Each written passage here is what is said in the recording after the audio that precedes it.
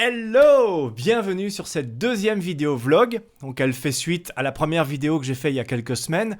Dans cette première vidéo, que vous allez trouver d'ailleurs juste en haut là, dans cette première vidéo, je vous parlais que pour l'instant, j'allais ralentir un petit peu le rythme de la création de vidéos sur YouTube pour pouvoir me consacrer à l'écriture de mon livre.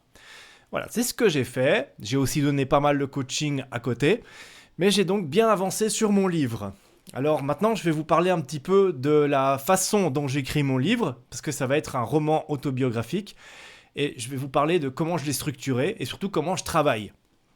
La première chose qui m'est apparue, en tout cas ces dernières semaines, c'est que j'avais parfois un peu de mal à me mettre à écrire, c'était assez difficile.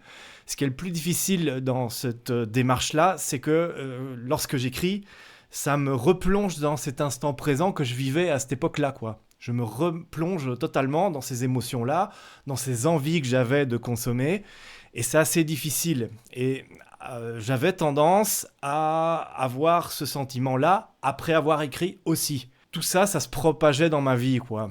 Ça me donnait vraiment très très envie de consommer, ça je dois vraiment l'avouer. Alors ce que j'ai fait, c'est, je suis accompagné en ce moment par un coach qui s'appelle Nancy Capalao, alors je lui fais un petit coucou. Et avec ma coach, nous avons décidé de créer un rituel d'entrée dans l'écriture et un rituel de sortie. Ça me permet d'aller plus sereinement dans l'écriture.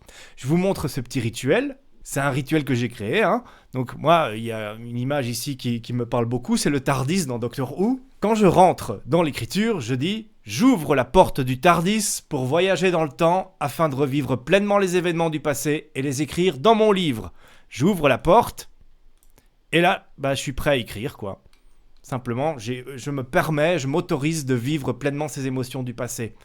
Une fois que j'ai terminé, je dis, je ferme la porte du TARDIS derrière moi et il laisse à l'intérieur les émotions et envies du passé pour revenir pleinement et sereinement dans l'instant présent. Et là, je referme la porte et paf, je peux continuer ma vie comme elle est actuellement.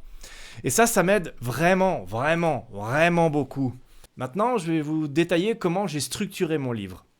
J'ai structuré avec un outil que j'ai utilisé pas mal de fois lorsque j'écrivais des scénarios ou que j'écrivais pour le théâtre.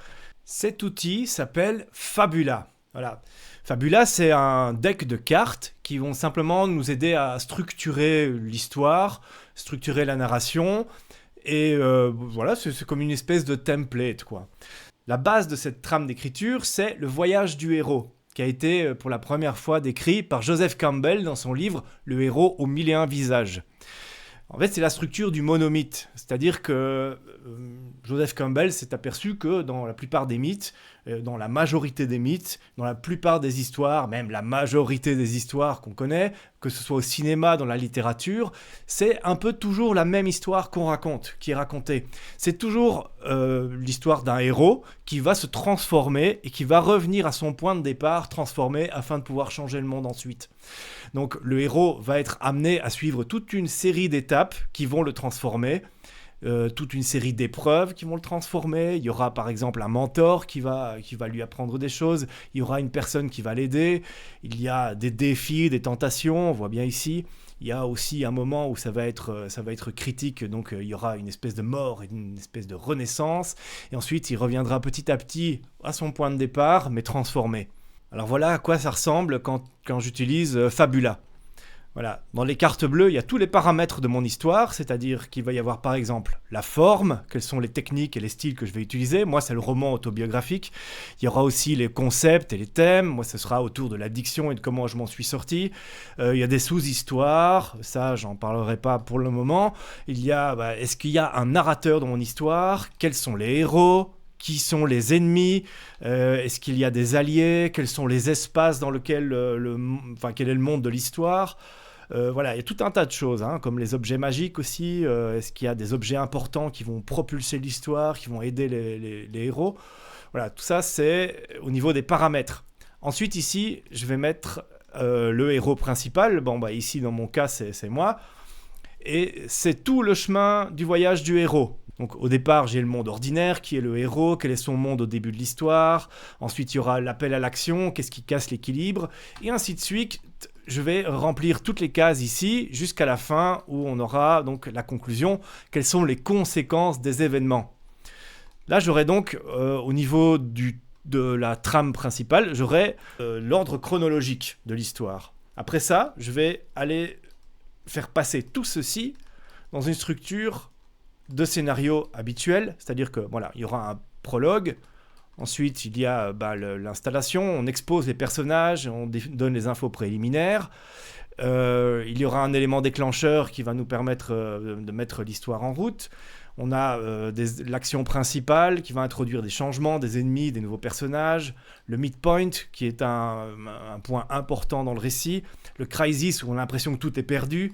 Le climax où c'est le conflit final. Et ensuite la solution où tous les conflits sont résolus. Et un épilogue. Voilà. Normalement c'est une structure en 3 actes. Et moi, j'utilise toujours une structure en 5 actes pour avoir toujours à la fin d'un acte un élément important. Par exemple, ici, on aura l'élément déclencheur à la fin de l'acte 1. À la fin de l'acte 2, on a aussi un élément important qui va arriver pendant les actions principales.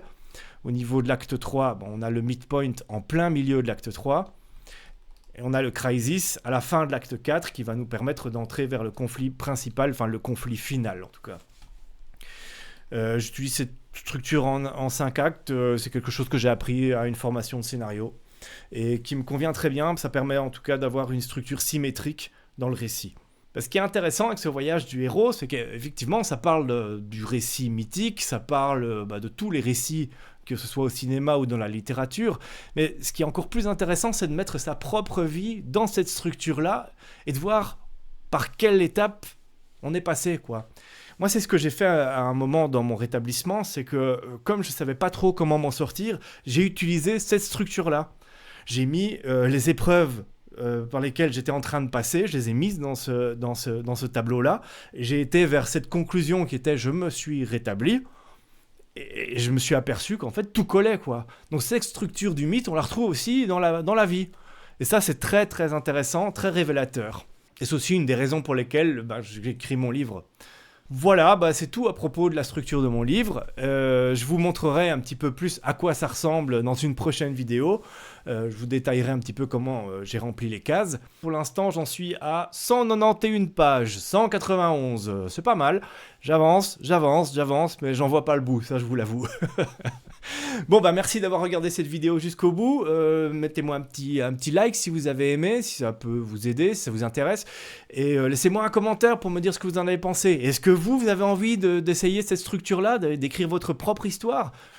Laissez-moi un petit commentaire pour me le dire. Voilà, abonnez-vous à la chaîne et puis à très bientôt, salut!